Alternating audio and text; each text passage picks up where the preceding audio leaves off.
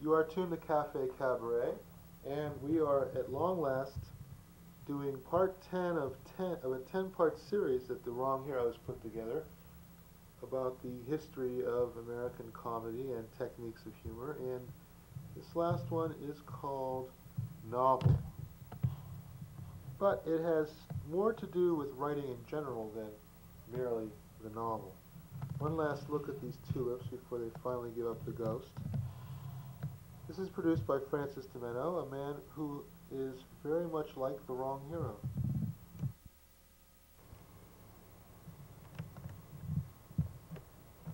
Well, at long last, it's time to put this series to bed. Hi, I'm the Wrong Hero, and this is Chapter 10 of our 10-part series entitled Humor and Comedy in the American Tradition. And this is called Novel, and it has to do with literary humor, the comic novel, and also as an overview of the entire series. What are the main points that I've made throughout this, what will be 20-hour presentation?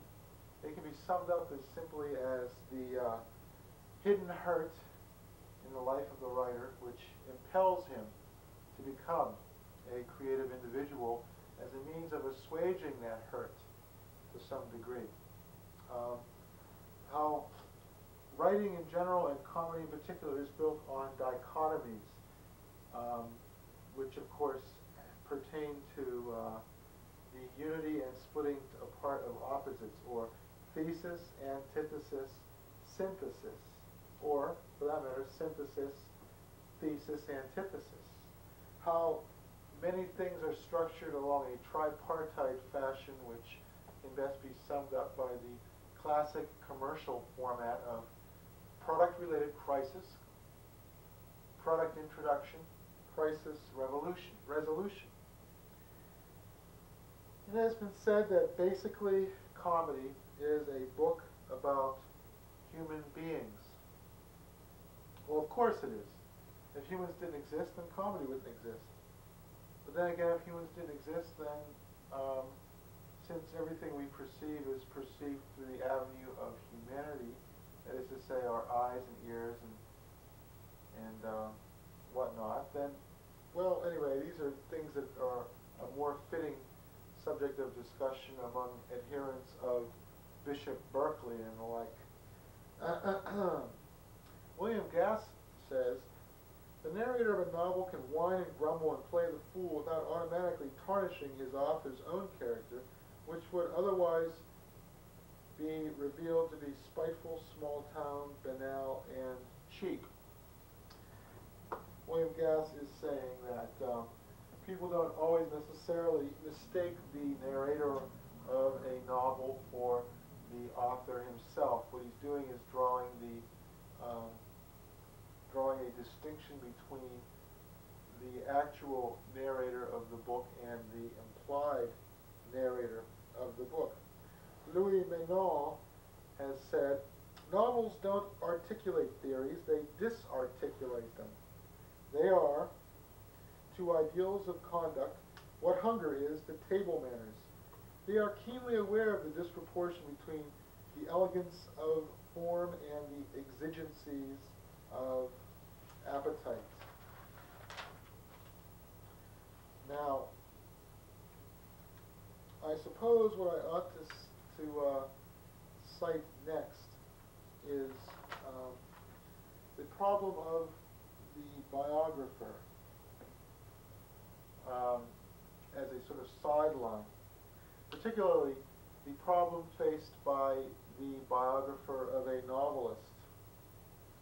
Milan Kundera has stated perhaps more eloquently than anybody I have read on this topic that literary biographers undo what a novelist has done and redo what he undid. All their labors cannot illuminate either the value or the meaning of a novel. The moment Kafka attracts more attention than Joseph K., Kafka's posthumous death begins. Quite a striking concept, the notion of a posthumous death. But what Kundera has to say about the literary biographer illustrates a much larger point about the novel, that all of the biographer's labors cannot illuminate either the value or the meaning of a novel. That is, of course, left to each and every individual reader. And that would also tend to lay to rest the modern theories of the novel, that it does matter what kind of person the novelist is, what sort of milieu he was writing in. One should not look outside the novel for this information. Everything one needs to know about the novel is in the novel. The human comedy, says Adam Zagajewski, is never defended by a powerful ideology, for the human comedy is the perfect antithesis of utopia. The world of the human comedy is fragile, not least because, within its domain, quiet, everyday heroism has replaced the more classical kind of heroism typical of militaristic, aristocratic societies. Great artists are repositories of the dialectic of our times, balancing the yes and the no of the culture. It's ironic that in an example of perhaps one of the most famous movies ever directed by an accomplished actor, and I'm referring to Night of the Hunter, the main protagonist, the Robert Mitchum character, has tattooed on the knuckles of each hand good and evil. It is the yes and no of the culture which the protagonist of this singularly poetic movie has tattooed on his knuckles. To write simply, says Somerset Maugham, is as difficult as to be good. Brian Morton writes of Hemingway and says, in his early work he captured the spirit of the age. He was one of those writers who teaches his generation how to understand itself. I'm afraid that a great many of these quotes will be quotes of this nature, less so much about humor in the novel as much as the novel itself. But an understanding of the novel will in fact lead to an understanding of the uses to which humor in the novel might be put and the uses to which humor might be put in the novel. Saul Bellow is finely sensitive to the power of artfully inventive language to put us in touch with realities lost in the shallows of contemporary culture. Again, we have back-to-back quotes about the author's role as being that of an interpreter of his or her culture to his or her readers. The novel, where the deep selves of protagonist, writer, and reader are all seen in the immensely complicating contexts of social institution, says Robert Alter. Harold Bloom stated that depth of inwardness in a strong writer constitutes the strength that wards off the massive weight of past achievement, lest every originality be crushed before it becomes manifest. Of course, Harold Bloom has that theory called the anxiety of influence, which permeates his writings on this topic. He divides writers into ages: the aristocratic age, from Dante to Goethe; the democratic age, from Wordsworth to Ibsen; the chaotic age, high modernism to the present. And does the future hold for us the theocratic age of religious and cultural studies? Only time will tell. Montaigne, who was perhaps the premier French epigrammatist of his day, or any other, writes that the truth is that the self is passage or transition. And of course, since it is individuals who write novels, the novel itself is a form which is in transition. I hope I don't bore anybody by suggesting that they look to the meaning of the word novel as meaning new, novel as something new rather than a literary genre hundreds of years old, and yet comparatively new when compared to other genres of literary endeavor. For example, the epic poem and the drama are not hundreds but thousands of years old. Even the fable, the epigram, the myth, the legend, all these forms are thousands of years old. And it is the humble novel which, at least in the Western world, had its origins in the 1500s, making it, compared to these other forms, relatively new. Of course, the novel is not the newest literary genre. That honor would have to go to the motion picture. But of course, the motion picture has its antecedents in drama.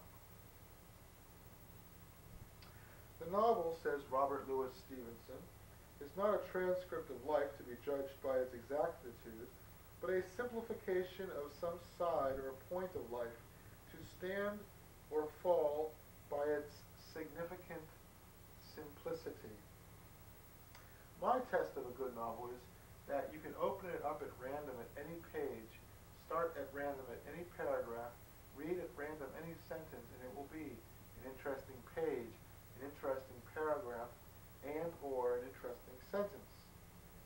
The best is always stranger for its knowledge of the worst, says Michael Holtz, which sounds to me like a good excuse to wallow in cheap pulp fiction under the pretense of giving oneself an education, but nevertheless, it is a good point to make that the best is always stronger for its knowledge of the worst.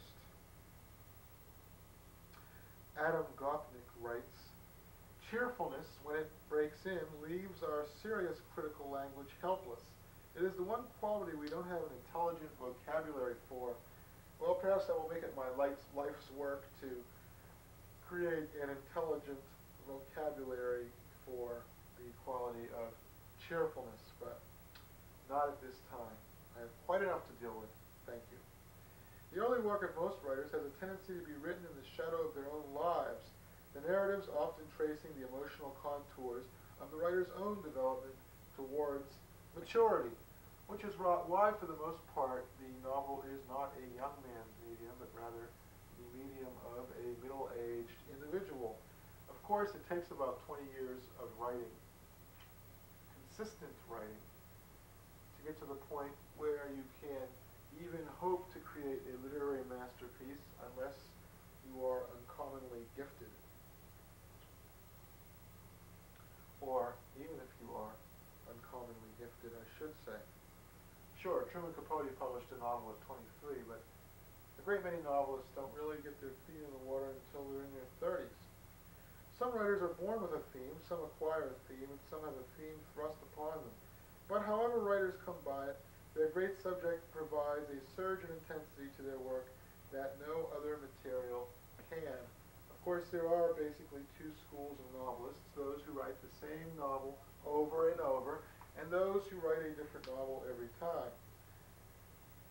Artists are effectively gods of their own fictional worlds. Invisible but all-powerful, they display all the caprice of the Old Testament Jehovah, unleashing floods, plagues, fires, deciding arbitrary but nearly always bloody fates.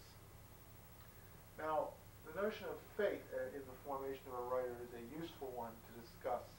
If, as I've been repeatedly asserting, the impulse to write stems from some childhood injury, then what better way to redress this childhood injury in which the child is made to feel helpless and at the mercy of the fates than to become an omniscient author figure who transmogrifies his remembered or deeply felt childhood helplessness into a sense of authorly omnipotence, controlling in the process the very fates. Peter Taylor says compassion is everything, which is something that a writer and teacher of mine told me in the 1970s. Compassion, he said. Compassion. Magical powers console in the imagination for what reality fails to offer, says Nicholas Tucker.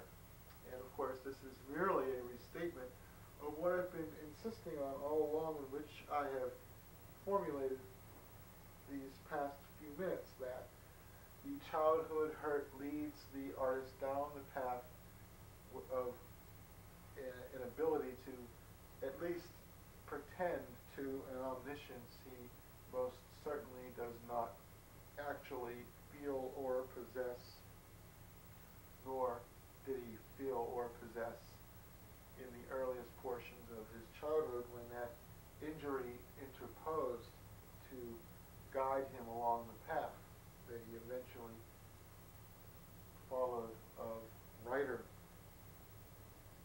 To reinvent as fiction what you have experienced is, in part, to escape from the prison house of experience, to view it from outside with the bemused or amused superiority of a god, says Robert Alter. Art intensifies and rearranges experience, says Alex Starr. To write, all you need is memory, says Arthur Lawrence. Again, I hate to seem as though I am merely pounding the same point home over and over, but this is what I have been getting at all along in the course of this presentation. Like the artist, says David Bromwich, the historian must search for the significant detail that carries imaginative force, and it is an incidental difference that the historian is obliged to deal with things that really happened. But there is a difference. For the artist, the deepest sin is to include in the work any element that fails to contribute to its fictive form. For the historian, the deepest sin is to exclude any fact that contributes to the total truth of the reality portrayed. C.N. Hetzner states that writing is like starting a business. Manuscripts are product and inventory. Mark Stein weighs in with this weighty quote. Most fiction is a question of waiting, that is to say, W-E-I-G-H-T-I-N-G, giving weight to. Most fiction is a question of waiting. This moment of hard drama is more important than that moment of domestic banality. Helen Vendler, who I've cited again and again as a prescient observer of poetry, says the novel typically looks to a broader society for its canvas.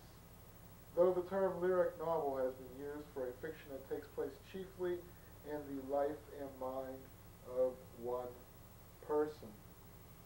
And that, of course, would be probably the genre in which the comic novel would be written.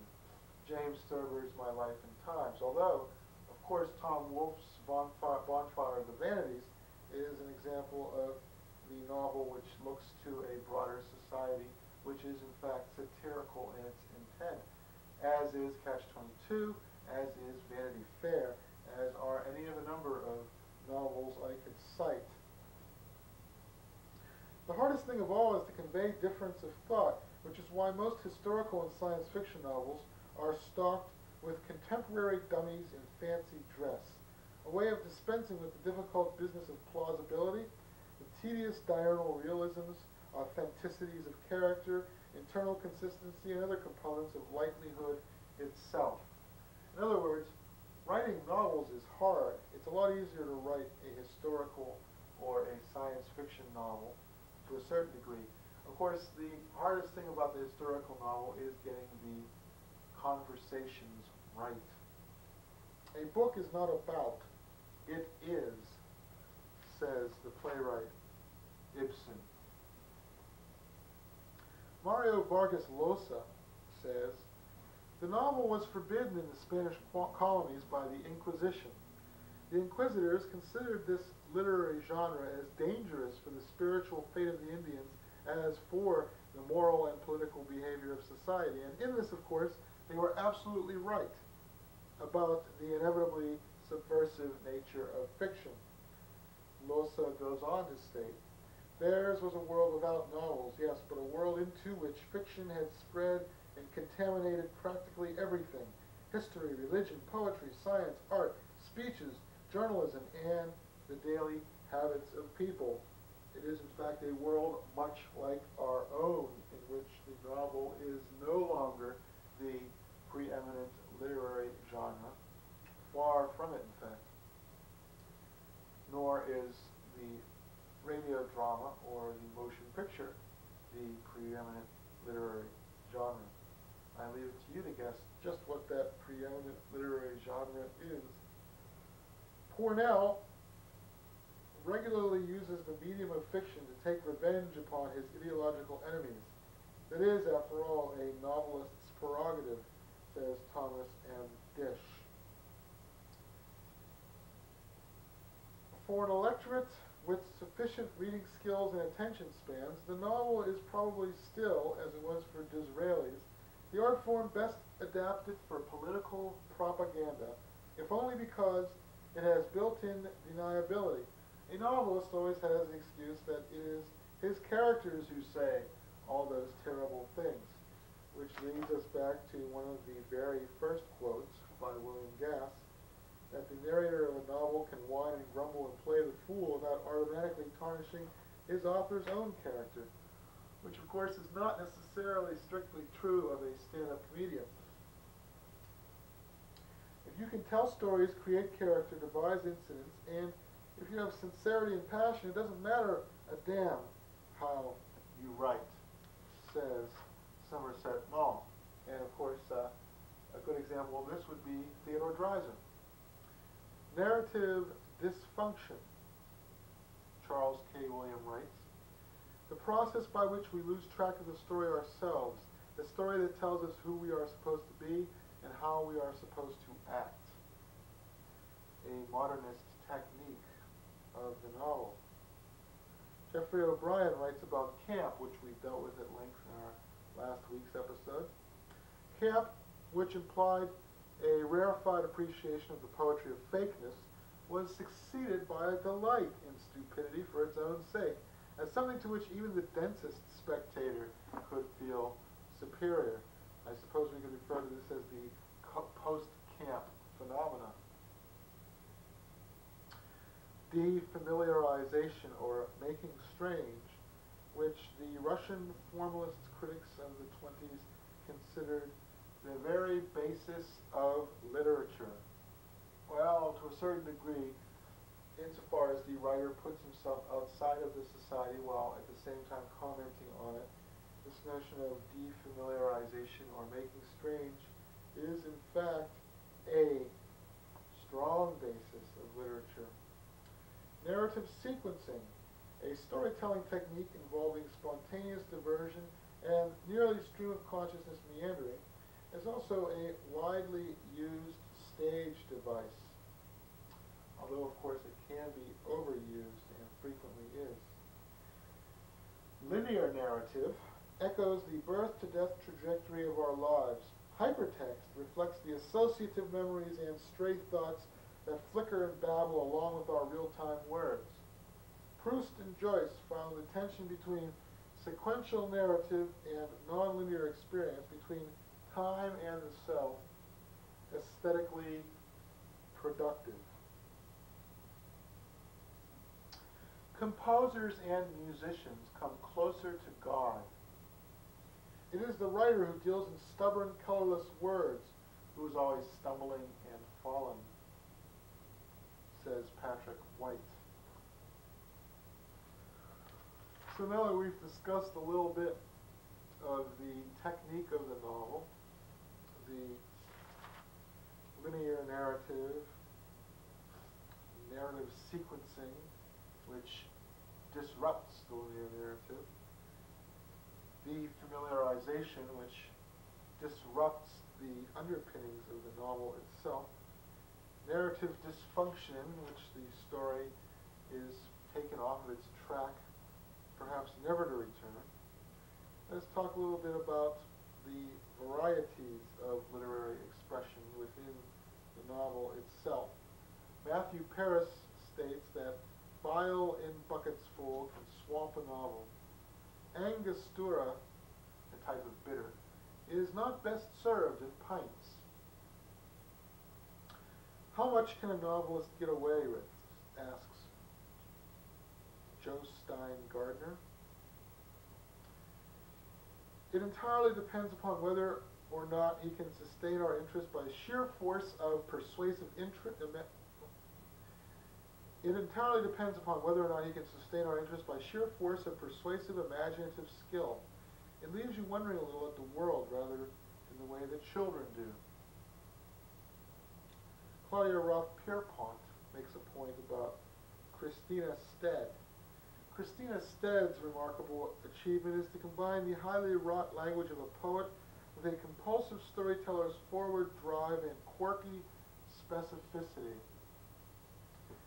To transcend the literary is one of the oldest literary dreams, requiring not an abdication of technique, but the highest skills of an illusionist. Which is why so many works written by younger folks which attempt to transcend the literary instead sound merely more purple than can be borne. Works, says Harold Bloom, getting back to him, works become canonical only if they have a mode of originality that either cannot be assimilated or that so assimilates us that we cease to see it as strange. Works which fail to excite an anxiety of influence are doomed to be period pieces. Their fame is ephemeral, their influence ethereal. Scarcely anyone resents those who have made no impact on others' lives. It is the opposition and challenge mounted against an author, I think, that confirms his or her place in the canon.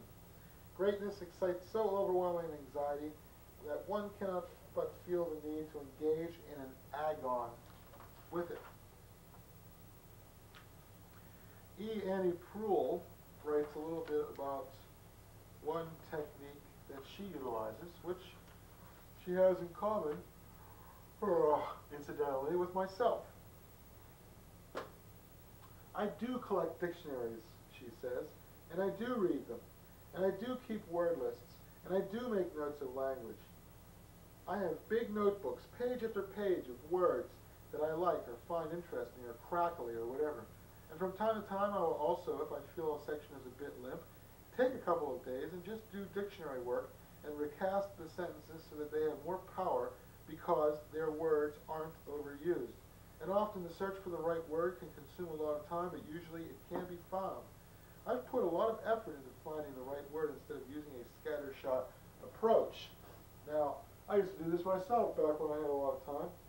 I remember searching for half an hour to find the word none such as a synonym for unique. What is the novelist's dearest dream, asks Nicholas Fleming. Is it perhaps to be endowed with that magic talent that can weave so potent a spell that the reader is unable to stop turning the pages, such is the desire to know what happens next? Well, I would think that would be one of the novelist's dearest dreams, if not principal among them. Art is the greatest game, says Pauline Kael, the supreme entertainment, because you discover the game as you play it. We want to see, to feel, to understand, to respond in a new way. Why should pedants be allowed to spoil the game, she asks, just a little bit pedantically. Our efforts in the direction of art have something to do with a moment or a period in which we felt or knew ourselves to be unique. Well, I guess the watchword for this episode of The Wrong Hero, entitled Novel, is unique. And as a matter of fact, one of the synonyms for novel is, in fact, unique, new. I really don't like there to be a line in my book that isn't in neon, says Mark Lehner, somewhat melodramatically. It's a pretty good way to aspire to writing a poem. Whether it's necessarily possible even in a lengthy short story is debatable. Certainly in a novel, since we are only human and the novel is in such a lengthy form, it is nearly impossible to write a novel which is perfect in every way. Georges Simenon wrote, "From the example of Balzac, I wish to show that a novelist's work is not an occupation like another. It implies renunciation. It is a vocation, if not a curse or a disease. It is sometimes said that a typical novelist is a man who is deprived of motherly love. The fact is that the need to create other people, the compulsion to draw out of oneself a crowd of different characters, can hardly arise in a man who is otherwise happy and harmoniously adjusted to his own little world. Why should he obstinately attempt to live other people's lives if he himself were secure and without revolt?" It is that very quality which makes the novelist strange to other people, which in fact is his strength, seems to be the point that Georges Simenon is making. What real artists know is that every story is specific, growing out of character and place, and that it has certain organic requirements, and that often a story's peculiarities and mistakes are part of what makes it unique. That's why they're so nervous every time they start a new one, says John H. Richardson. John Updike stated that writing is not a business one unlearns rather. The premature certainties and used ecstasies unraveling as one goes, with each day new blank paper to confront, including this blank paper where reverence gives me pause. Darrell Pinckney quotes James M. Cain. And James M. Cain once said that nobody should write an autobiography unless it can be subtitled "Up from Slavery," which is highly amusing to say the least. Majestic contradictions you expect in a work of art, says Pat Dowell, once again getting to this notion of the yes and the no of the culture. Magnificent, majestic contradictions you expect in a work of art. Well, we have the overly lengthy quote alert, and so this is as good a place as any to take a break and wet my whistle, and I'll be right back with more of The Wrong Hero Presents novel. And as long as we're taking this short break, let me commend the goodness of the dog who has been lying by my side the whole time. Little Poppy. Alright, enough sentimental crap. Back to the show in a moment.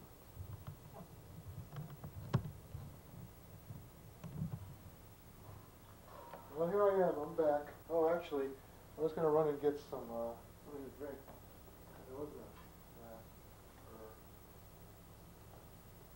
Now, this is not wine. It's grape juice. Honest. Yeah, that's right. Things are not as they seem.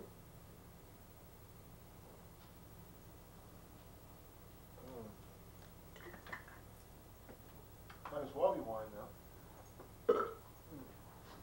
As Sven Bierkertz puts it, the daily life of the average American has become Teflon for the novelist.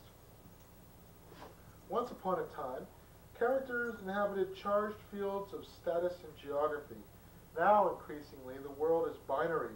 Either you have or you don't have. You're functional or you're dysfunctional. You're wired or you're tired.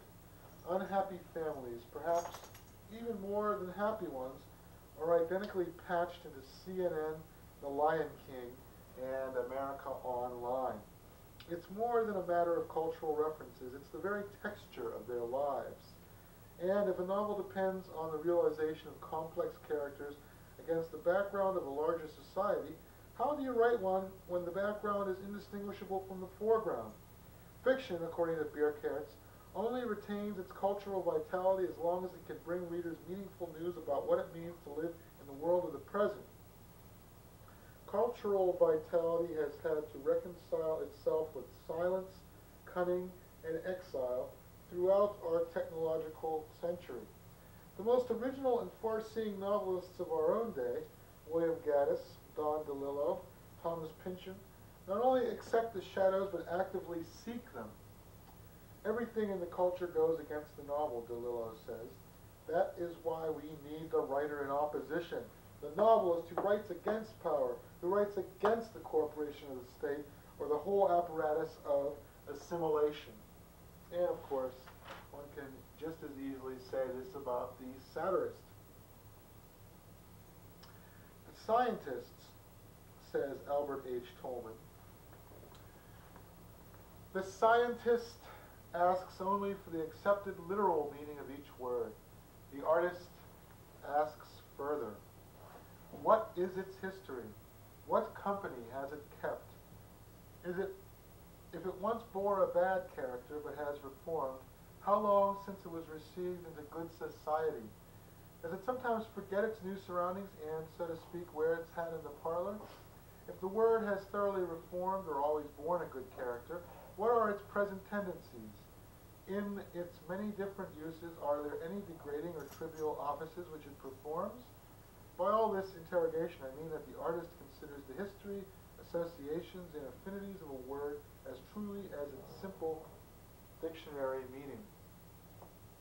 You know, every time a dog eats its dog food, whenever it's the cheap kind, it sort of rubs its paws along its face and makes these weird noises. Kind of odd. Anyway, that was Albert H. Tolman in 1895. Henry James, of course, was a great one for going through the dictionary of Indo-European roots and looking at every single possible meaning of a word and then utilizing that in his stories. As I think I might have mentioned before, look at the turn of the screw, look up every single meaning of the word screw, and then read the turn of the screw and you'll see what I mean. That's the sort of thing the novelist does. That's the sort of thing the writer does. That's why technical writing is such an esoteric field, because many writers look for more than one meaning to a word or for multiple meanings of the same word in the same context, but a scientific writer wants the precise meaning of the word in its context. Many, says Joseph McEwen, will never discover what reading great literature so convincingly reveals. Just how frequent and elaborate are the performances we stage, and just how ordinary are the sources of our shame. Shame. That is one of the hidden motivations of the writer. Childhood shame. Childhood issues, says David Mamet. The terrors and pleasures of existence before we learn to repress and to filter and to abstract that into conscious perception. What art does is to reverse the process, to re-abstract our conscious perception back into experience. Now, if you can make head or tails of that, you're a better man than me. But I think you know what I'm getting at here. Great art is basically a way of translating back into words what you felt before you could say or articulate what you felt. People may or may not say what they mean, but they always say something designed to get what they want, says David Mamet. The language of love is, finally, fairly limited. Aggression has an unlimited vocabulary, David Mamet observes. Paul Gray summarizes the technique of James Elroy, who I believe is the author of Get Shorty, among other books. Subject, verb, Bluey. Of course, that's the same tripartite structure I've been insisting on all along. Product-related crisis, product introduction, crisis resolution. Lee's law. You can't parody modern life. However far-fetched your invention However wildly you exaggerated, events would always keep a step ahead of you.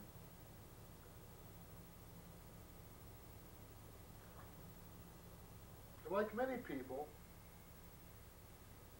writers especially, who habitually live inside their own skulls in a private language, Slocum had difficulty translating thoughts to speech.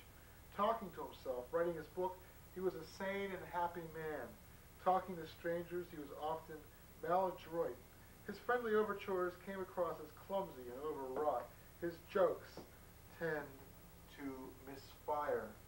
Of course, that's one compelling reason why there aren't more novelists who are also comedians and vice versa.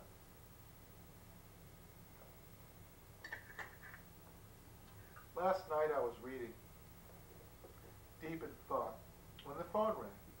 I answered it. It was Ralph, an old friend of mine, and she said, "What's the matter? You sound like you're dead."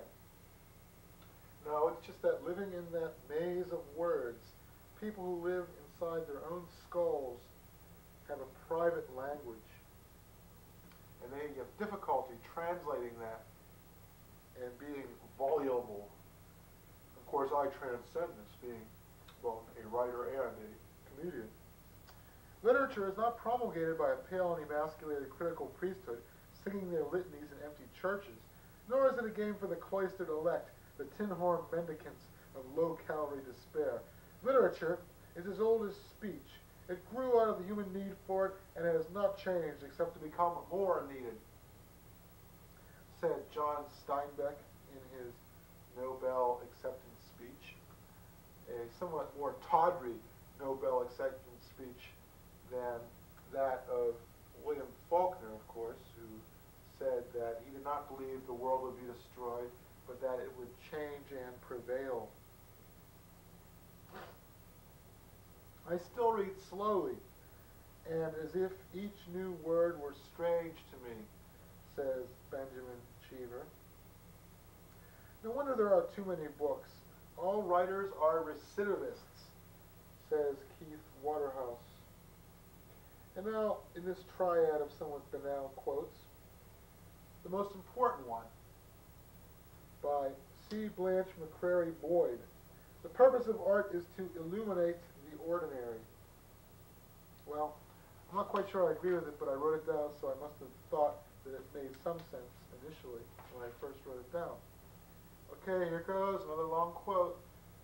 Turn the TV up and go into the kitchen and get yourself something to eat. You won't be missing an awful lot here. This is George Steiner. The intelligence in great art and literature is something of a mystery. Such intelligence is obviously formidable in its capacity to organize, to edge out of common focus, to recreate our reading of the world. But the preeminent feat in fiction, the presentation of rounded, autonomous characters, of situations both specific and suddenly universal, can occur in works neither formally cultured nor cerebrally intelligent. Indeed, an enigma of naivete, even of physical immediacy, often generates literary or visual invention. Do not listen to a great sculptor or painter on politics or aesthetics. Watch his or her hands. The wisdom of numerous classic novelists is of a particularly visceral, instinctive order.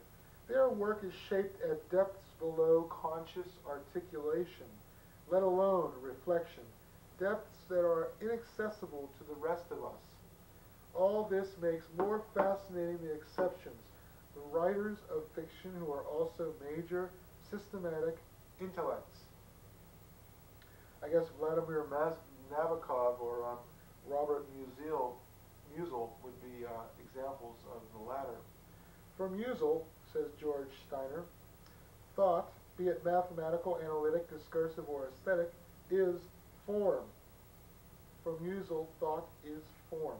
To think rigorously is to shape rigorously. The concordance between genre and content should be as logical and as inevitable in a novella or a play as it is in the blueprint of a machine tool or in an algebraic proof. Terry Teachout writes of John Steinbeck, clearly not of the school of rigorous logical thought. Steinbeck's style, a clunky blend of hyper-masculine sentimentality and Hemingway-esque faux simplicity, is at times almost eerily reminiscent of the similarly happy, hard-boiled mystery novelists of the 1930s. The Black Mask writers.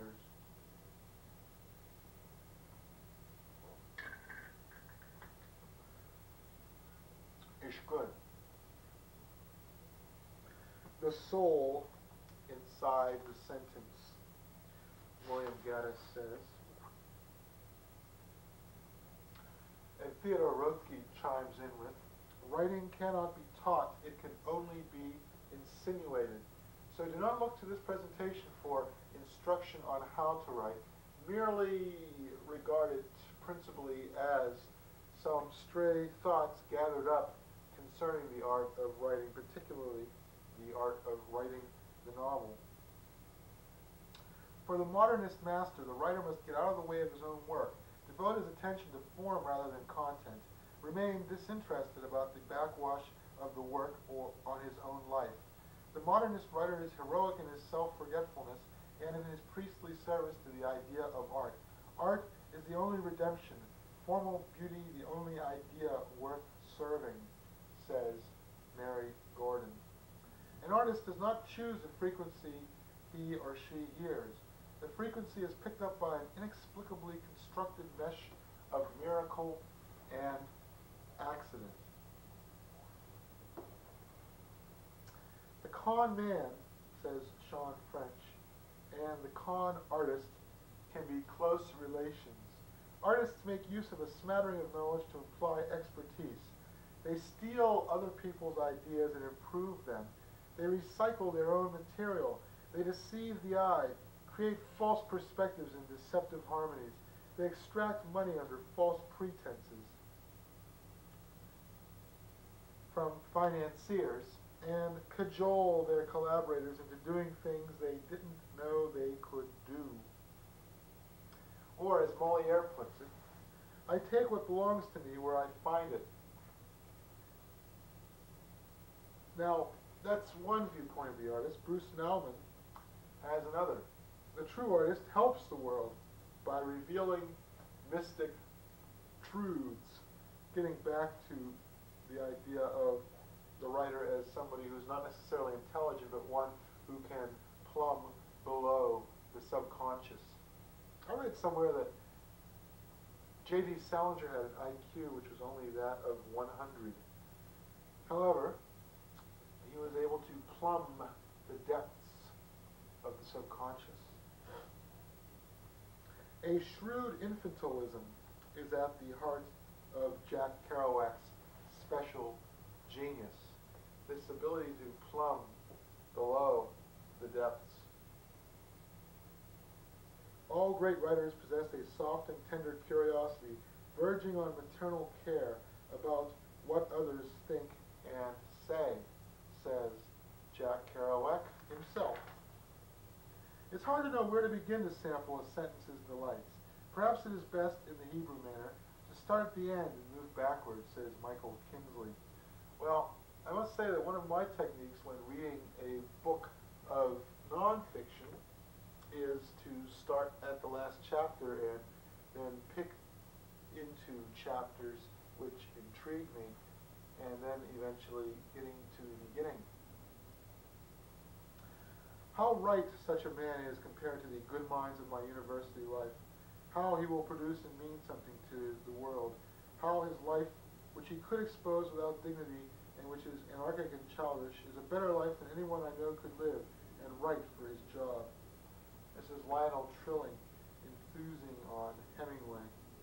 In literature, we move through a blessed world in which we know nothing except by style, but in which everything is saved by it, says Henry James. Style is content. Let's just put it that way and be done with it. Style is content. Form is function. Do remember, it is much harder to write a book than to make a watch. There are many more good watches in the world than good books. You must give the same intent care to writing as Patek Philippe gives to watchmaking, says Evil and War, who goes on to state, I regard writing not as investigation of character, but as an exercise in the use of language, and with this I am obsessed. I have no technical psychological interest. It is drama, speech, and events that interests me.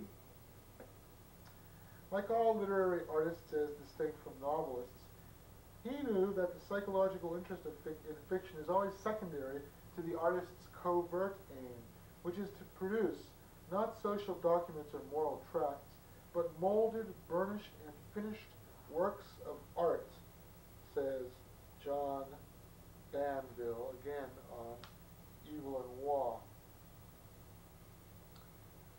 There are said to be, roughly speaking, two kinds of artists. The kind that innovates from within tradition and the kind that announces a break with tradition.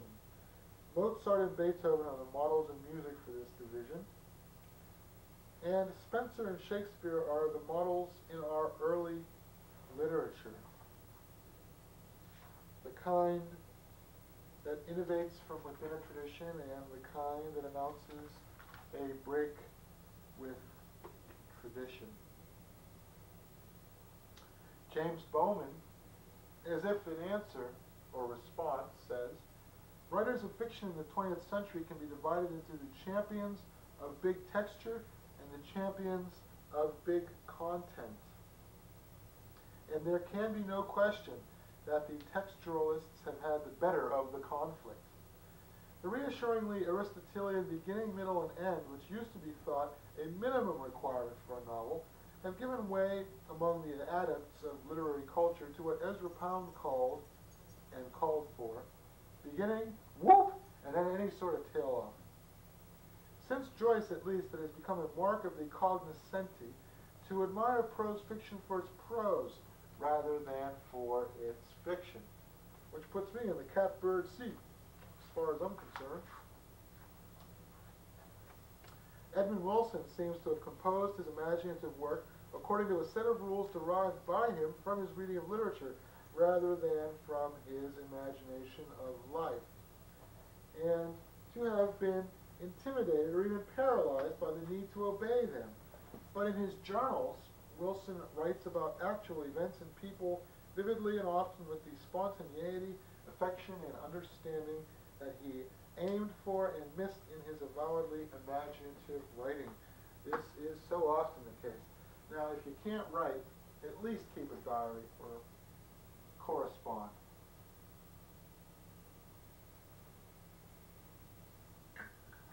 Get something out of your ability. Wilson's lifelong project, the editors of his collected works write, was to show how literature brings life into focus and makes us able to contend with suffering and disorder. He built his career around writers who master disorder, rise above chaos, or who at least resist the attractions of cynicism and despair. Jesus, says Robert Louis Stevenson, there is but one art, to omit. Oh, if I knew how to omit, I would ask no other knowledge. A man who knew how to omit would make an Iliad out of a daily paper. So more important, perhaps, than knowing what to leave in, and that's something I learned in virtually every single writing course I've ever taken, is knowing what to omit. The novel is not a transcript of life, says Robert Louis Stevenson, to be judged by its exactitude, but a simplification of some side point of life, to stand or fall by its apparent simplicity.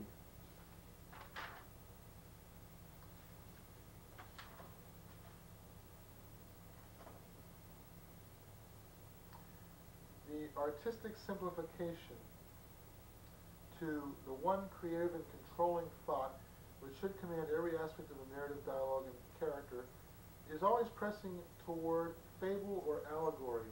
Realism is too diffuse, too shapeless. Sven Bierkertz, who we've cited earlier in our presentation, states, once upon a time there were writers who pursued the fata morgana of the great American novel. Authors dreamed of scope and synthesis, of snagging it, the elusive drama of life in our times, and readers and reviews all seemed to play the game. Books like Gravity's Rainbow, The Adventures of Augie Mark, The Recognitions, even Ancient Evenings were understood and scored in terms of this ambition. They were seen as leaps taken at the ring, and then, quite suddenly it seems, we heard no more about it. The marbles were gathered and the boys went home. The idea of writing big lost its Melvillian prestige, except for that deliberately contrary young upstart William Bolden and that legendary narcissist Harold Broadkey. There has been little action over where the boys used to congregate. I've never heard a woman writer speak in terms of the great American novel. Even Thomas Pynchon and William Gaddis, veteran authors of late-century epics, have eased off, giving us in recent years the relatively accessible and reined-in prose of Vineland and A Frolic of His Own. Sven Bierkertz goes on to state, fashions come and go and readerships wax and wane, but if a writer has been able to stir the syllables to life, he or she has done something permanent, something that goes beyond our judging. Within the confines of this covers, say what you will, there is life. Louise J. Kaplan talks about artistic creation as serving many functions for the artist, among them a possibility for carrying out the work of mourning. And again, we're getting right back to what I stated in the very first week of this presentation, that the impulse to be creative, particularly in humor, but in anything, stems from some childhood loss or hurt. Almost nothing is written in a biographical vacuum. No writer is immune to the insults of loss, says Anne Bernays. I was driven into writing because I found it was the only way a lazy and ill-educated man can make a decent living. I am not complaining about the wages. They always seem to me disproportionately high. What I mind so much is the work, said the cheerfully contrary Evelyn Waugh. Begin your day doing something really effortless, like writing your diary, and that will kickstart the mental machine, which will continue turning with surprising ease. Resist, too, invitations from Rotary clubs. Do not play cards, and if you can bear it, which I cannot, put your telephone on hold. Well, fine advice. When you have a game, politics, which is this passionate and this intense and this exhausting, it's just very hard to have a personal relationship. It probably attracts people who in part get their ego needs from a larger audience because they're too frightened to get it from a smaller audience, says Speaker of the House Newt Gingrich on politics, although what he has to say is perhaps equally adaptable to the circumstance of the writer. Russell Banks writes, the sly, sardonic, and utterly seductive voice of Mark Twain.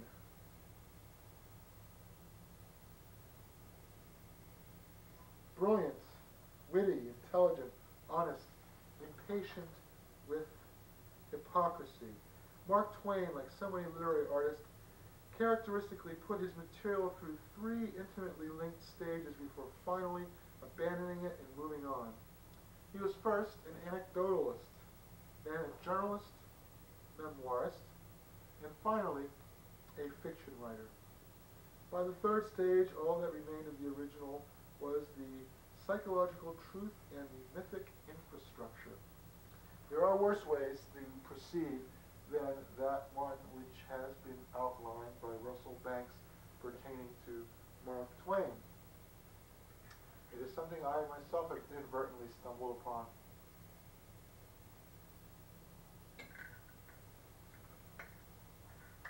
First, you perform the material in an oral medium, into a transitory medium such as journalism. And finally, after perhaps days, weeks, months, or years, it is transmogrified into literature. All that remains of the original is the psychological truth and the mythic infrastructure. That's a pretty good explanation of how a writer translates personal experience into literature, as a matter of fact. Freud said that an artist was someone who eschews the pursuit of women, money, and fame for the sake of his art, by which he hopes to gain women, money, and fame. Freud also said that the distortion of a text is not unlike a murder, incidentally. All good artists should be rebellious in one way or another, says Tony Shafrazi. Well, I'm not sure about that. That is a theory of literature and literary endeavor which has been repudiated, but it's certainly applicable to the situation that a modern-day humorist might find himself in. The writer must reveal the most intimate experiences of people who have been looked upon as types, says Zora Neale Hurston, a fashionable writer these days, but one who deserves her status in the canon. The writer must reveal the most intimate experiences of people who have been looked upon as types. Novelists, says Bill Buford, are different. Like entrepreneurs, they are distinguished by the irrational confidence that the world is going to want what it doesn't even know exists. Well, I've always said that it's easy to invent something that nobody wants. We are all familiar with the formula of what it takes to be a writer. A bit of education, some experience of the world, and something else, an imagination. But serious writers have an ability to engage the immediate world around them. Fact, not fancy. Once again, citing Bill Buford. What I found, says John Mortimer, as a writer, is that you have to keep taming it down, making it less improbable in order to fit it into some sort of fictional context. Of course, the humorist, the stand-up comedian, might do the precise opposite. Having to piece scraps of words together keeps the brain active and the ear lively, says Bobby Ann Mason. So, if you're an aspiring writer, next time you play Scrabble, at the end of the game, write down all of the words that were formed and then try to write an essay around those. And that should be pretty interesting.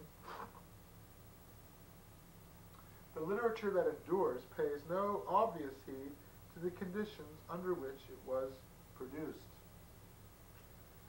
says Samuel Shellabarger. And that sort of leads us to the translation theory of creative endeavor. First the anecdote, then the journalism, finally the literature in which the underpinnings remain and the essential truth and the mythic infrastructure. There are no transcendent narratives to provide us with moral guidance, social purpose, intellectual economy. No stories to tell us what we need to know and what we do not need to know, says Neil Postman. That's always bugged me. You have all these books that tell you about how somebody loses all their money, but you never have a book that tells you how somebody gets rich. At least not recently. The latest example of that I can recall is The Financier by Theodore Dreiser, which I believe came out in 1914.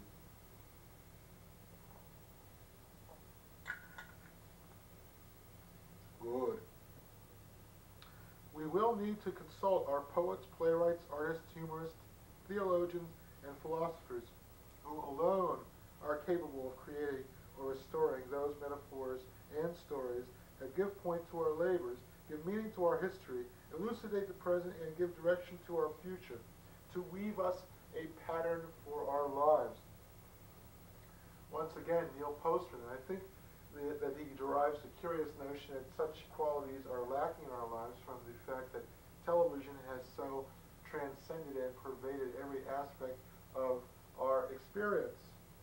Now, I'm not knocking television. If it weren't for television, who on earth would see this? But what I'm saying is, Neil Postman, among others, seems to regard television as the enemy of literature. Barry Lopez states, literature says Do you recall this time or space which you had forgotten? Or do you know this time or space? Or can you imagine beyond the moment? Of course, this is not what television does, really. Television says, we are showing you the moment. Here it is. You don't have to imagine it. We've done the work for you. We're chewing it up and we're spitting it back out for you. All you have to do is just sit there and take it all in. Novels and stories that operate onto an exterior rather than an interior space, an unbounded stage where the author is more a companion than an authority, and where there is more room for the reader's imagination. So there's your hint right there. We're going to write a novel, make it be about some sort of journey or other, rather than some guy sitting in a bathtub moaning about the fact that his girlfriend left him. Art is crucial for transforming death and pain into forms that can in some way enhance the life that remains. Of course, this is a point I've been making over and over. The impulse to create is compensation for some deep underlying hurt felt by the individual early on in his life. Art is crucial for transforming death and pain into forms that can in some way enhance the life that remains. Bearing witness, says Robert J. Lifton, requires the full participation of the self, what Gabriel Marcel called presence. One takes in the past and recasts it in the retelling of the story. By struggling to contribute to larger consciousness, one calls forth portions of the self that have been slumbering. In helping others to break out from their numbing, one does the same and more for oneself. So again, we have literary endeavor as not only an attempt at compensation, but a form of therapy, or as our friend Bob Newhart put it, comedy keeps me sane. Of course, this is the theory of Alcoholics Anonymous. By helping others out of the same pitfalls that you yourself once experienced, you are also, in that process, helping yourself. Louis Menand writes about William Gass and says, his dismissal of content as anything other than an effect of the manipulation of form, as something deeper than the aesthetic surface, has been the constant argument of his criticism. Menand goes on to write, writers double themselves all the time in their fictions.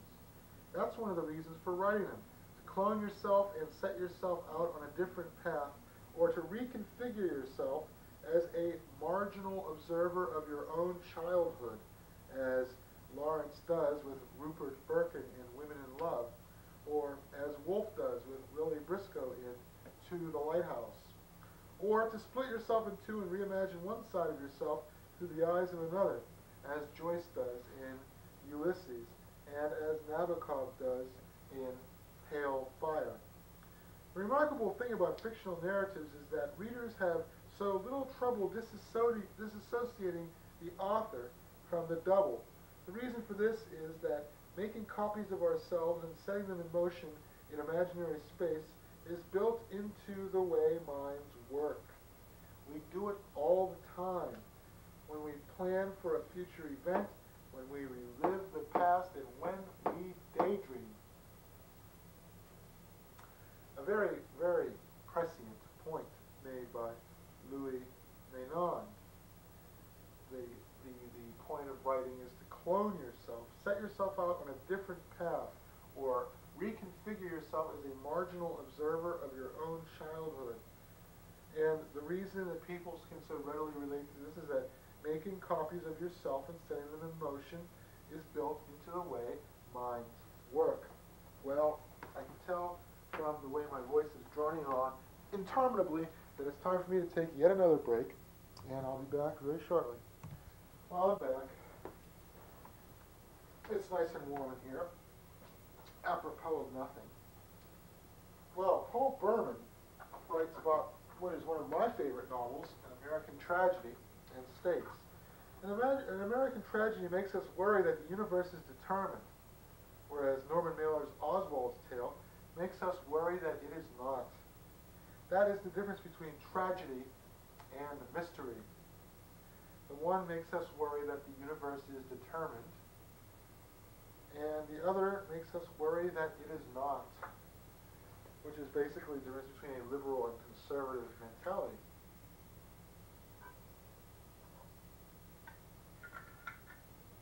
Only a liberal would worry that the universe is predetermined. A conservative would worry that it is not, that things are not as they seem. David Gates writes about Stephen King and states, Stephen King is coasting on his familiar formulas. The rock and roll oldie that becomes his sinister leitmotif, the gratuitous supernatural element, the gross-out elements, bedrock vulgarity is how he sums it up. Of course, it's very easy to offend readers of Stephen King by pointing out just how lacking in literary value the handiwork of Stephen King actually is. The value and the meaning of a work can be appreciated only in the greater international context. That truth becomes particularly pressing for any artist who is relatively isolated, says Milan Kundera.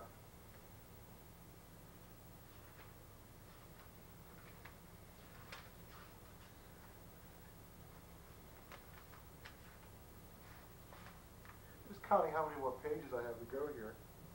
By my calculation, I'm about 7 pages short of actually filling this time. No, actually, less than that. It takes about half an hour to read 11 pages, and I've got 15, and it's 50 minutes left. Quick, do the math. Okay. Every 4 pages is about 10 minutes, right? I got 50 minutes left. So I need 20 pages and I only have 15, but then I got 3 I didn't read from the first part of this series, so I think we'll be okay. I think I can kill the time. Just like, okay, the value of a meaning of a work can be appreciated only in the greater international context, says Milan Kundera. The third or overtime period of the novel's history, he calls this. Reviving the forgotten experience of the pre-Balzac novel, and by taking over domains previously reserved for philosophy. If an author has no definite prospect of publishing his manuscript, nothing forces him to put the finishing touches on it. Nothing keeps him from moving it off his desk for the time being and going on to something else. Don't I know it? Not even a story he considers a failure is useless to a writer, as it can become material for another story. Robert Plunkett writes about that beloved modern classic, Forrest Gump, and states, as comic voices go, it is a classic. The faux naïve tone, the perfect rhythm, the constant tension between the fool narrator and the wise writer. People love it, and rightly so. Jeff Wolfe writes about Stanley Elkin. You know, I have a feeling I went to college with Jeff Wolfe. Stanley Elkin was personal always, finding in each person everything that was available, teasing it out, improvising on it. He made the human beings he encountered what God would have made had God had the time and the imagination.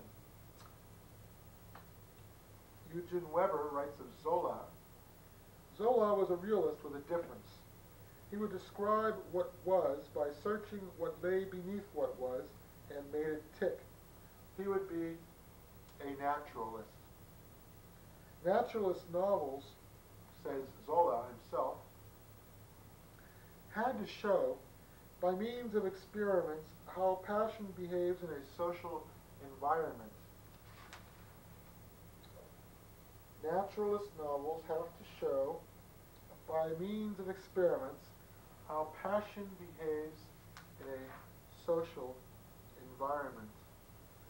Perhaps more presciently, Zola also went on to say, a work of art is a corner of creation seen through a temperament. A work of art is a corner of creation seen through a temperament. Well, let's get a little more modern here. Louis Sepulveda said that to put together a good novel, you need 95% discipline and 5% of what some people call talent, and what to me is keeping a clear idea of where you're going. The 95% demands that you work every day in any situation you may find yourself in, and that you make it clear to those around you that those 4 hours of the day are your own. Huh, many can say you only needed 3, but anyway. American slacker fiction, says Chris Savage King, has been characterized by anime and bone-hard prose. There's a glazed-eye surveillance of trivia, and often lashings of atrocities and motiveless violence. Well, of course, Jim Thompson pioneered all this years and years ago. Chris Isherwood writes, the ideal travel book should perhaps be a little like a crime story in which you're in search of something. Good advice. Frederick Brown on surrealism. To write was not merely to express feelings and tell stories, it was to function as shayman and communicant in promoting transcendent states of consciousness. Alfred Kazin writes of literature's capacity to make the world shine. And he also went on to state, what gets us closer to a work of art is not instruction, but another work of art, which is certainly very true. So that means I should just shut up, right? Unless you go off and read something. Well, like I've been suggesting all along, you ought to be videotaping this. Then you'll have yourself a 20-hour course of instruction on videotape about the history of comedy and humor in the American tradition. This is something of a summation of the points I've been making over the last 9 weeks. And it really has less to do with humor and comedy than it does with the novel and writing in general. But a great many of these things also pertain to the writing of humor. What happens when a new work of art is created is something that happens simultaneously to all the works of art that preceded it, says T.S. Eliot, an early version of the anxiety of influence. Writing prose is a precise craft, and a writer should be able to give matter of any kind the language it asked for, says Robert Graves, whose book, The Reader Over His Shoulder, or I'm sorry, The Reader Over Your Shoulder, is perhaps the only book you really need if you want to be a writer. Even minor literary efforts demand a drive and a vanity which are simply not available to most people, and which probably do have their roots in a heightened, even neurotic fear of extinction. Once again, it's that buried wound which makes the writer who and what he is. A good translator must have nerve, says Robert Graves. And by translator, let us transpose the phrase writer and see if that still holds water. A good writer must have nerve. Of course, a good writer must also have that splinter of ice in his heart that we mentioned last week.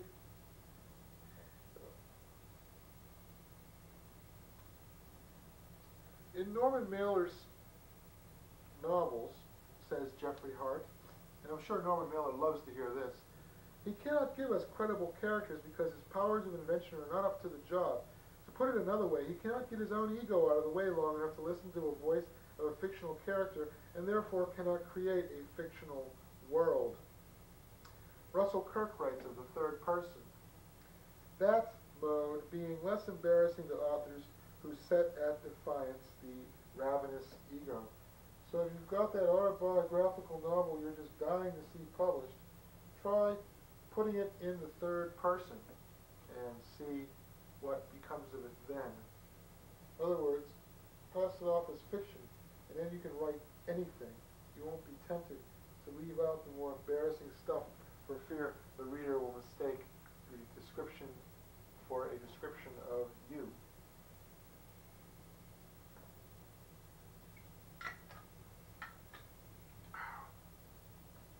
Good. What is a novel? Asks Joseph Conrad. If not a conviction of our fellow man's existence strong enough to take upon itself a form of imagined life clearer than reality. When I came to write, says Graham Greene, I was handing out alternative destinies to real people whom I had encountered, which of course is a fun thing to do. It is beyond dispute, says Nadine Gordimer, that no character in fiction is without connection with real persons experienced by the writer within contact of sight, sound, and touch, whether or not the writer is always aware of this. So this sort of leads me to expound on a topic dear to my heart, the notion that a movie is better because it is based on a true story. All stories are based on a true story because, as Nadine Gordimer puts it, no character in fiction is without connection with real persons. There is a limit beyond which the novelist can theorize no further on his own novels, and whence he must know how to keep his silence, says the ever-astute Milan Kundera. As a matter of fact, the wisest writer does not say anything whatsoever about his work, leaving it to other interpreters. Joyce Carey talks about the present tense. The present tense can give to a reader that sudden feeling of insecurity, as if the very ground were made only of a deeper kind of darkness, which comes to a traveler who is bushed in unmapped country when he feels all at once that not only has he utterly lost his way, but also his own identity. Kind of a fancy way of putting it. John Updike has a slightly different way of putting it. The present tense, to me, as I begin to write in it, felt not so much ominous as exhilaratingly speedy and free of the grammatical bonds of the traditional past tense and of the subtly dead, muffling hand it lays on every action. In the present tense, thought and action exist on one shimmering plane. The writer and reader move in a purged space on the traveling edge of the future, without vantage for reflection or regret or a seeking of proportion. It is the way motion pictures occur before us. Now here we go. We're getting into some of the comedy stuff here, which you'll be saying, well, it's about time, too. The author's basic comedy strategy. Just counting.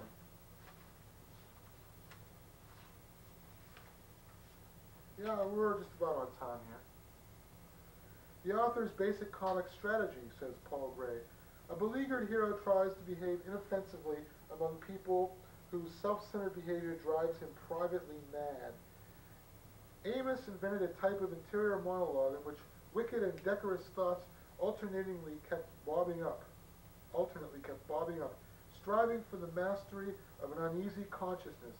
Given a choice between what ought to be true and what actually goes on, Amos invariably chose to write about the latter, which of course is the hallmark of a true satirist, as we discussed last week. When he was young, he sensed a false view of life being preached by British conservatism, and he turned his considerable wit against it. As he grew older, he sniffed out totalitarian impulses emanating from the left and opposed them too. James Wolcott discusses Amos and says, Amos rebelled against the role of the artist as deep-sea diver of the inner universe. He described Amos as a versatile pro running a modest amusement shop, and went on to state, a novel is not a blueprint for better living or a spiritual guidebook, but an organism with its own breathing patterns. So just think, why is it a preponderance of writers are men? That is their way, I suppose, of not only being creative, but procreative, of creating an organism. James Wolcott goes on to state, Amos had the stubbornness of the artist who learns how to ration his intake of experience and process it for later release. He paced himself to produce facsimiles of life in bite-sized pieces. Katie Royfee says, "Is the subject of incest inherently cheap? Not necessarily. But the situation itself is so extreme that it grabs our interest with very little skill on the part of the writer. Like a murder or a car crash, it jolts us into the story." I would suggest that Katie Royfee also read Leslie Fiedler's Love and Death in the American Novel to find out more about the recurrent theme of incest in American fiction. Barbara Walrath cautions writers to express an idea, tread carefully. Ethan Ellenberg, an agent, gives us a surefire formula for writing success. If you move people emotionally, you sell books. That should be self-evident. You can almost see Bill Cosby saying that. If you move people emotionally, you sell books.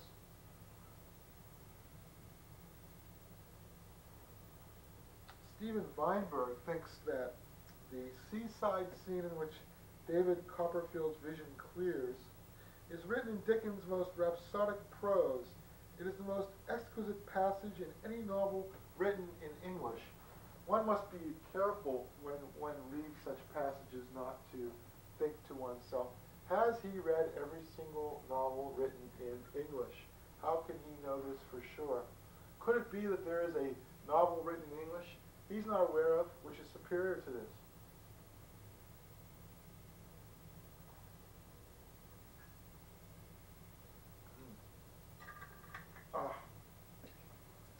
This is thirsty work.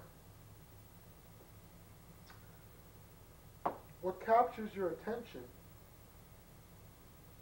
is Under the Volcano's style, a boiling down of an astonishing variety of narrative techniques, from stream of consciousness to cinematic flashbacks. And yet the movie didn't do terribly well. I know the guy who wrote the movie for that. His name was Guy Gallo. I've never seen the movie nor read the book Under the Volcano, but it's intriguing that it would be one of those modernist hodgepodges. I am telling you something new about Hellfire, says Malcolm Lowry, but I'm wondering if he's ever read any Jim Thompson. Now, if only I hadn't read that darned book about Jim Thompson, I wouldn't be talking about him so much. But back in '87, I guess, I was very much into Jim Thompson, and I read as many of his books as I possibly could. Whether they were a good influence or not remains to be seen, any more than Jack Kerouac's novels, which 10 years prior to that I'd also read every single one of, was not necessarily a good influence.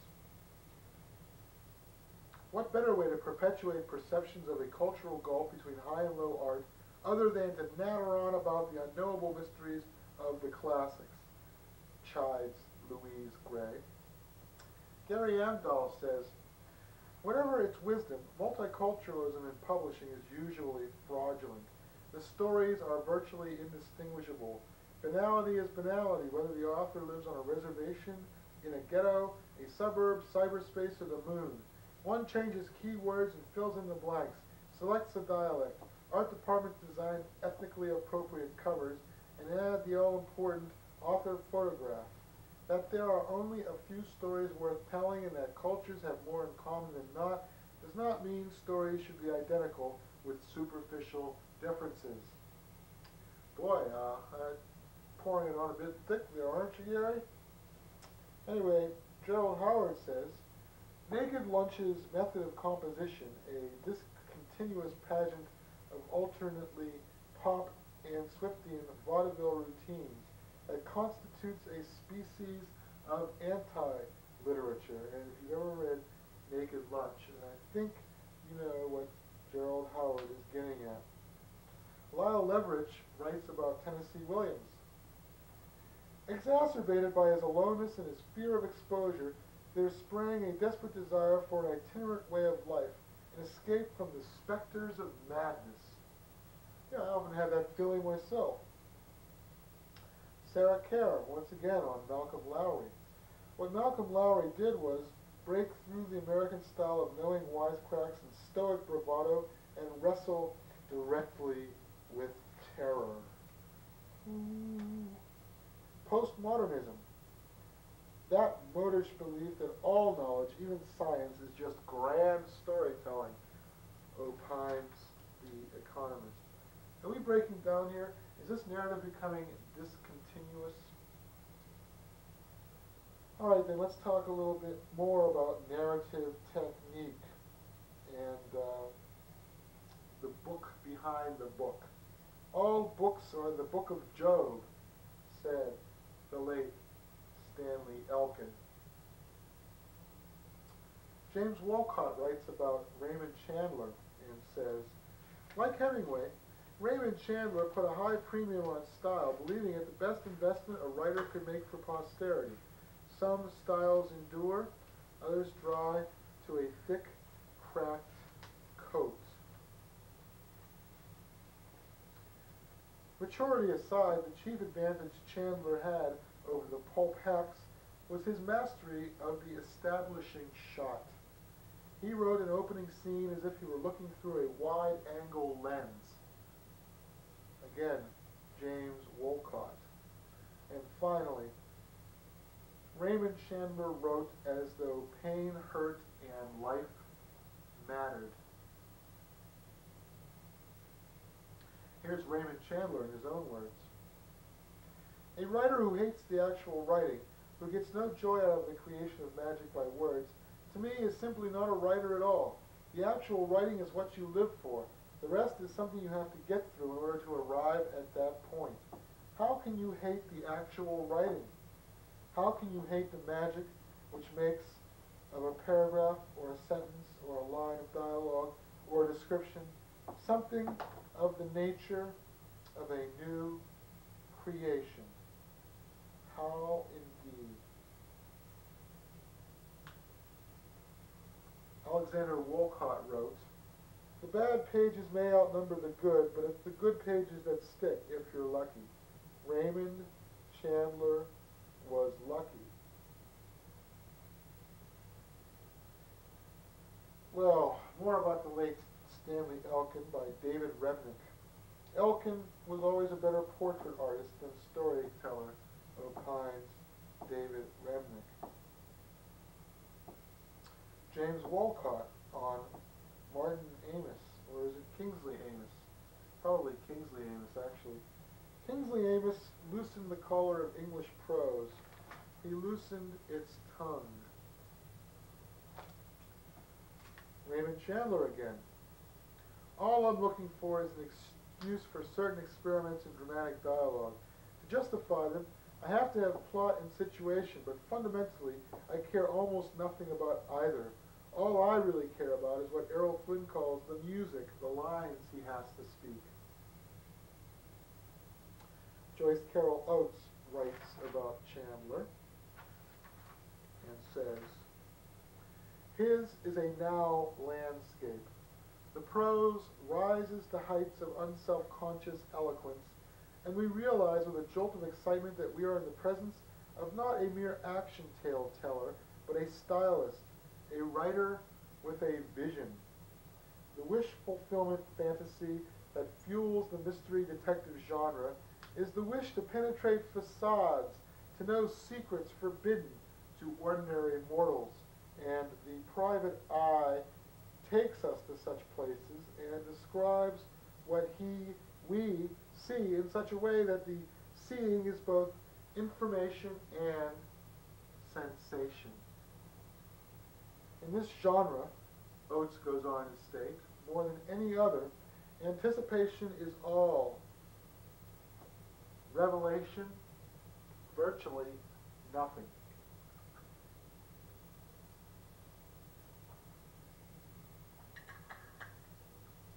Anticipation is all. Joyce Carol Oates finally says, what is most appealing about Chandler is his characteristic tone, which is that of a bemused, neutral observer. Marlowe's is the poet's or the misanthrope comic's eye for the precise metaphor. packing information in a figure of speech, an aphorism, or a one-liner, a wisecrack. Well, let's get to the issue of political correctness by quoting Stanley Fish. Literary critics do not traffic in wisdom, but in metrics, narrative structures, double, triple, and quadruple meanings, recondite allusions, unity in the midst of apparent fragmentation, fragmentation despite surface unity, reversals, convergences, mirror images, hidden arguments, climaxes, denouements, stylistic registers, personae. This is Stanley Fish in his book, Professorial Correctness. William H. Gass says, when people who write novels begin to consider themselves novelists, they also begin to write their fictions for that reason. Before they know it, they are Afro-American, gay, and postmodern. Now they have a role to roll around in.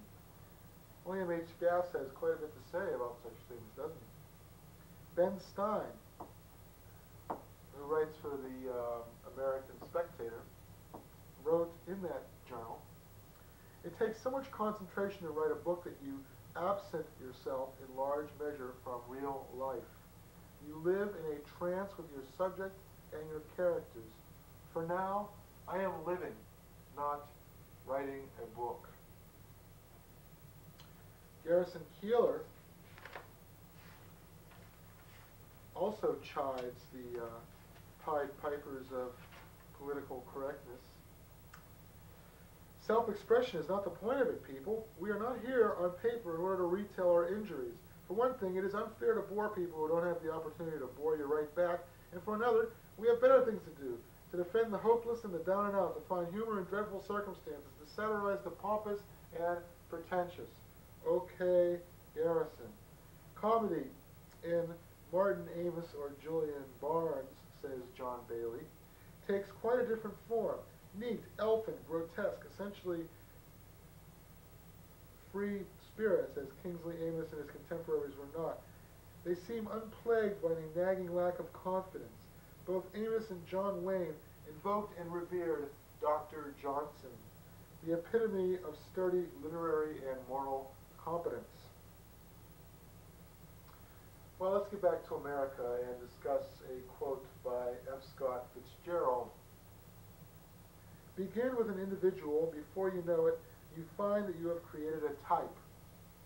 Begin with a type and you find that you have created nothing. Back to Amos. Kingsley Amis, that is. Kingsley Amis maintained that the true poet, say himself or Larkin, does not bubble up solipsistically, but refines his talent in response to a small circle of intimate friends, keeping before him as he writes their probable response, hence the salon.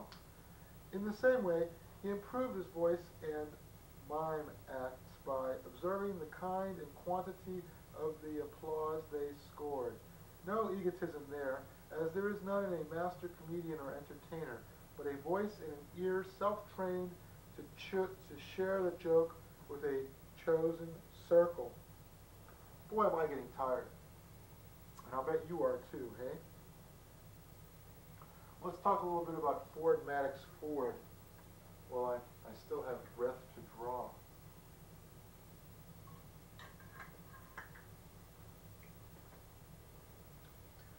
Ford Madox Ford's The Good Soldier.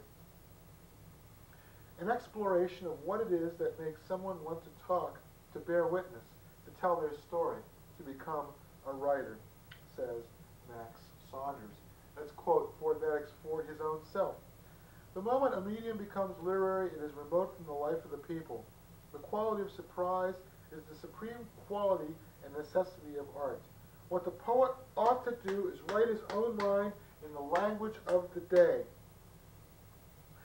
It is for us to get at the new truths or to give new life to such of the old that will appeal to men of good will. Only to do that, we must do it in the clear language of our own day and with what is clear and new in our individualities, says Ford Madox Ford. Ford Madox Ford, this generous and amusing man, elevated life and art to a level of seriousness at which the distinction becomes unclear and unnecessary. Well, our old pal Sven Bierkertz, who we've cited at length throughout this 10-week presentation, once again weighs in, this time with a discussion of John Irving.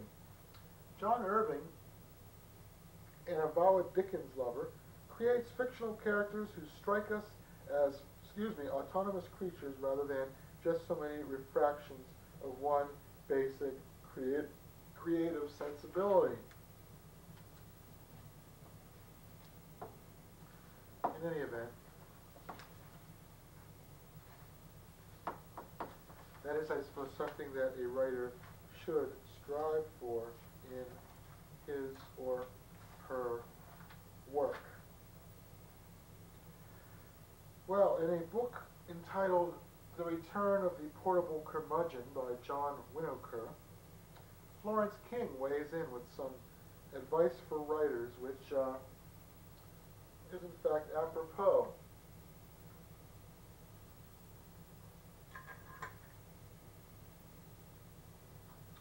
Reject, she says, the bohemian image of a writer.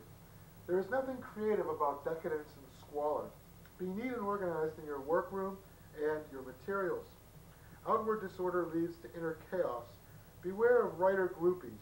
The writer's self-sufficiency and bent for solitude attract insecure types whom I call the love people. Their unconscious motivation is the destruction of the work people. Either kick them out of your life or don't admit them in the first place, because they will become jealous of your work. They are the individuals who phone you every day to make sure you still love them. So you are always being forced into the position of telling them that you never did. Hard words from a hard lady. What popular culture is supposed to do is find beauty in the streets, says Mark Stein. They don't call these guys professional writers for nothing. They're always coming up with these snappy epigrams and witty little formulas. Writers, even under the best of circumstances, will experience what Henry James called the fruitless fidget of composition. The process of creation crawls along fitfully, or, yet more likely, collapses in a miscarriage. Kafka said, "Have you ever observed how, within yourself and independent of other people, diverse possibilities open up in several directions, thereby actually creating a ban on your every movement? The pang at the road not taken, or the pain at the divide?" It is tough, I will say that. Arthur Crystal, in a way almost to wrap this up, says, literature, the artistic form in which an individual's awareness of life encounters its fullest expression. Words to the wise. But then he goes on to say, we don't expect greatness of our writers anymore, perhaps we don't want it. As we age, what may happen is this. We begin to find that most writers are less interested than we think ourselves to be. And in the course of this intriguing essay, he says three more things. We now expect as a matter of course to witness communally what formerly we read about alone.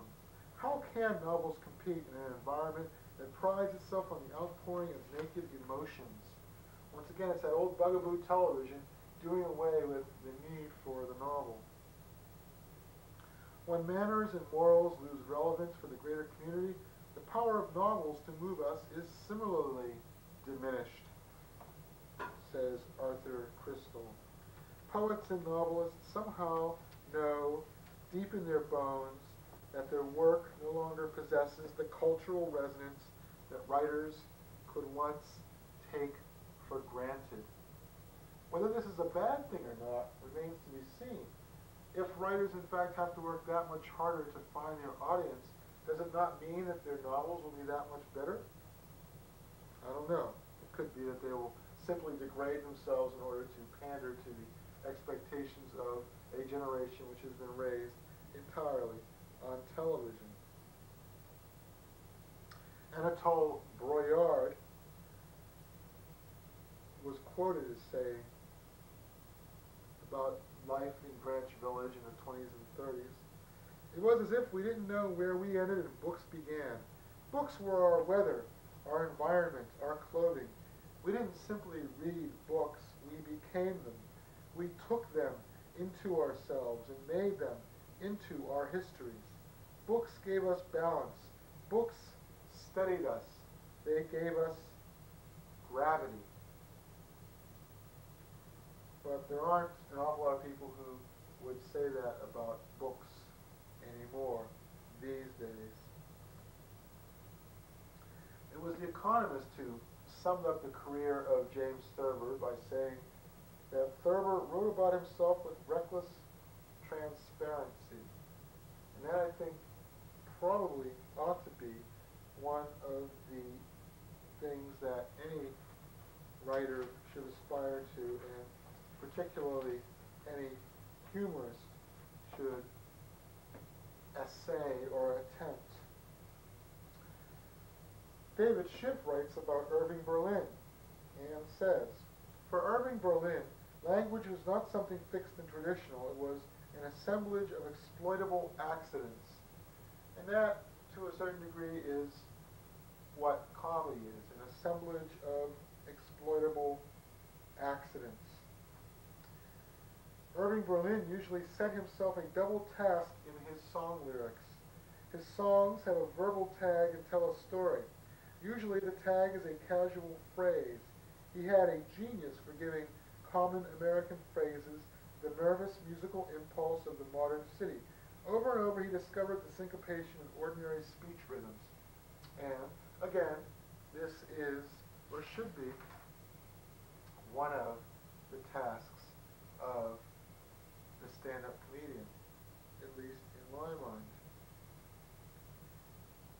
The problems writers choose reflect the problems in contemporary society, says David Borcherding.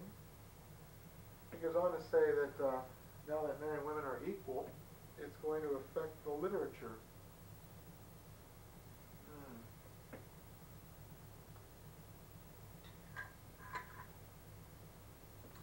But the more equal men and women become de jure, the more different this equality will be perceived de facto, creating ever new streams of literary subject matter. Now, I mentioned that I was reading, or had read, a biography of Jim Thompson, and he was influenced by one of his college teachers named Robert Crawford at the University of Nebraska. And Crawford wrote an essay called Fiction Writing, which I will quote from. If there is one outstanding word of advice to the fiction writer, it would seem to be this. Quick success is usually achieved by novel or unusual treatment. There are plenty of people who can write ordinary stories of a more or less routine type and write them well. Something new to break this routine is more apt to be accepted by a publication. On the other hand, some writers, in the efforts to achieve novelty in stories or novels, have become so grotesque as to be almost absurd.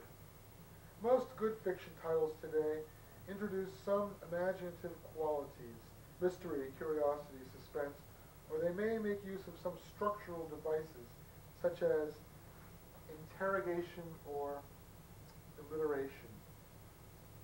Now, when Jim Thompson himself became a writing instructor some 15 years later, at the University of Santa Clara, I believe it was.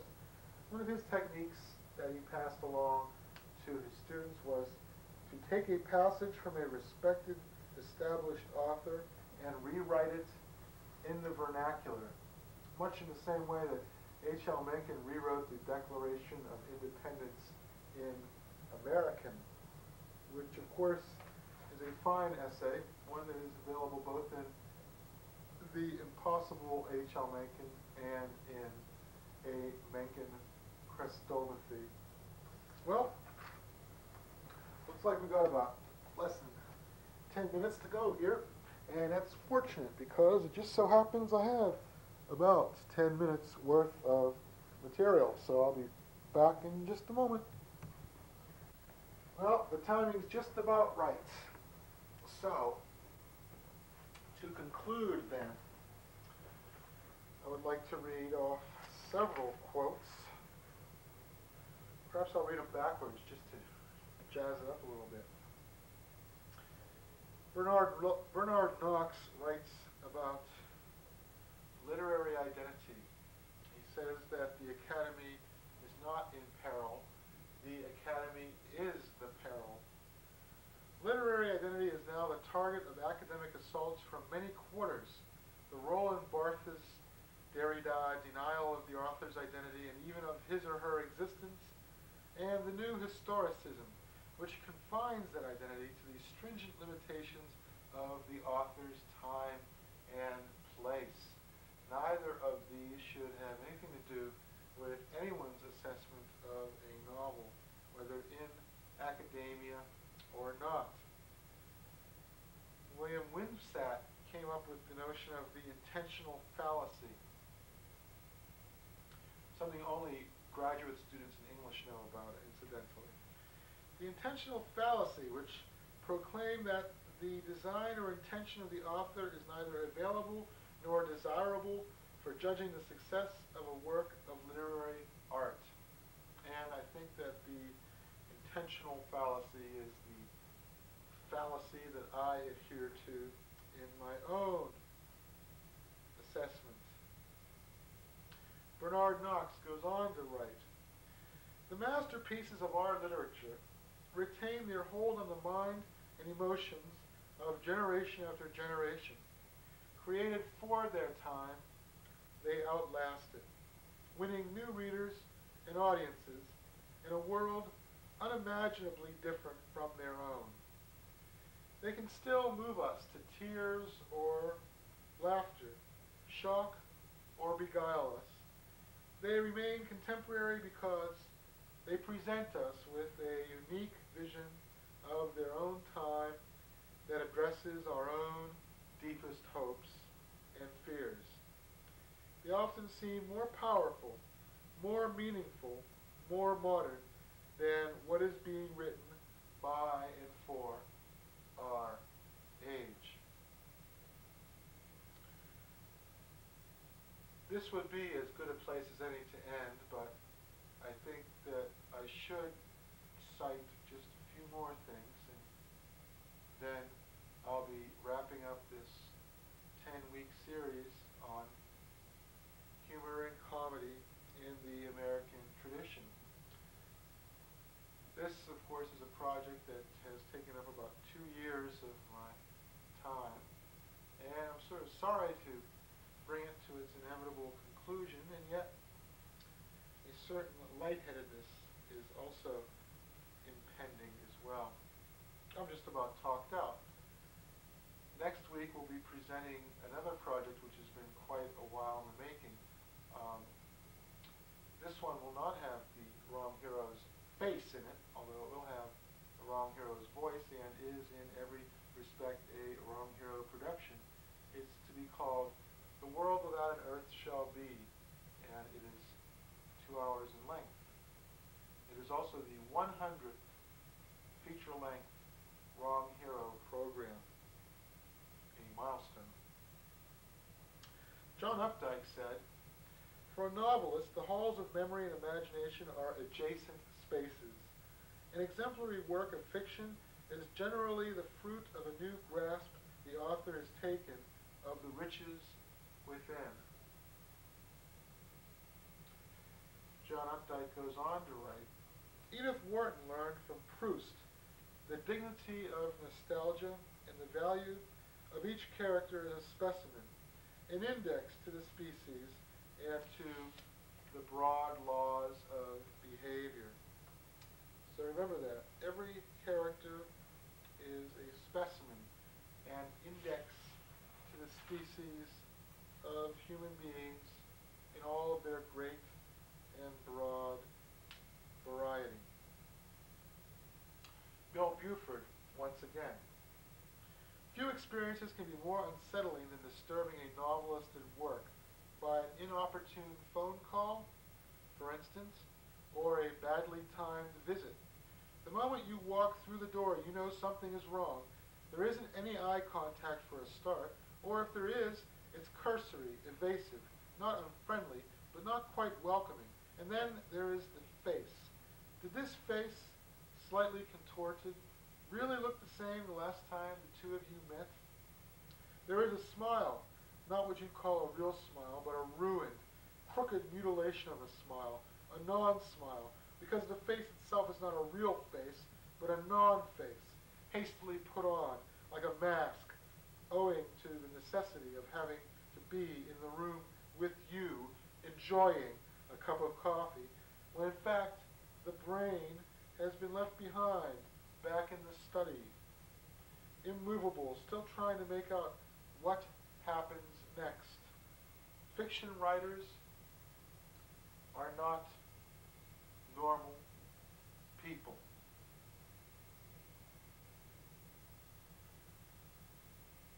Says Bill Buford. Well, I'd like to quote a few more folks. Garrison Keillor has said, experience becomes literature when it no longer matters to the reader whether the story is true or not. And of all the things Garrison Keillor has ever said that I am aware of, this is probably the wisest. Experience becomes literature when it no longer matters to the reader whether the story is true or not. Carol Maureen says, a lot of people hate writers, usually because they want to be one.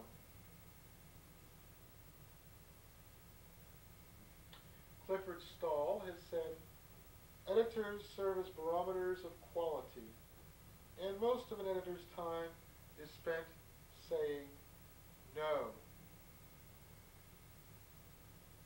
Alan Clark weighs in with this bit of sage advice. When a writer produces a work of true genius, it is very often the first. Whether that means it's very often his first work of any kind, or whether it is the first work of genius in a long line of works of genius he will produce, is unclear to me. Well, ostensibly, this was to have been the very end of the presentation, and this was ostensibly the very last quote that I was to bring up, and it is one that I would like to at least ostensibly end this presentation with. It's something that Arthur Miller said, and of course it's a fitting and appropriate way to conclude. Arthur Miller said in a recent interview, if you live long enough, it all seems like a comedy. If you live long enough, it all seems like a comedy.